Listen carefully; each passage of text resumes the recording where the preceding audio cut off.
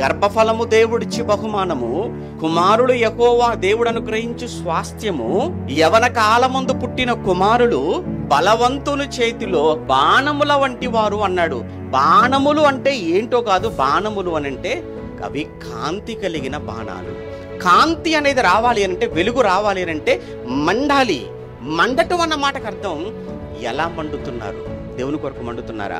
దేవుని కొరకు మండే పిల్లలుగా ఉన్నారా మన పిల్లలు? ఆదివారం వచ్చిందనంటే ముందుగా లేచి, మమ్మీ లే పద, ఆదివారం అయింది, ఆరాధనకు సమయం అవుతుంది అని ఒక తల్లిగా తండ్రిగా మిమ్ములనే నిద్ర లేపి ఆరాధనకు వెళదామని బలవంతం చేసే పిల్లలు ఉన్నటువంటి తల్లిదండ్రులు ఇక్కడ ఎవరైనా ఉంటే చేయొద్దని నిజంగా వాళ్ళు దండం పెట్టాలి. ఆ పిల్లలకు సభకు సమయం అయిపోతుంది పద అని పిలిచేటువంటి మాట్లాడేటువంటి పిల్లలు కలిగిన తల్లిదండ్రులు ఎవరైనా ఉన్నారా ఇక్కడ? లేరు.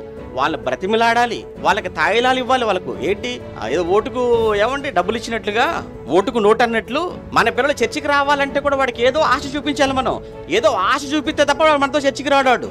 వాడు చర్చికి రావాలంటే కొన్ని డిమాండ్లు పెడతాడు మన ముందు. ఆ డిమాండ్లకు మనం ఓకే చెప్తే తప్ప రాడాడు. ఇది నేటి మన పిల్లల పెంపకం అండి. ఎక్కడుంది చెప్పండి మంట? వాళ్ళు ఎక్కడ వెలుగుతున్నారు? వాళ్ళు వెలగటం లేదు అని అంటే అది బాణాల్లో లేవన్నమాట, ఆరిపోయాయి.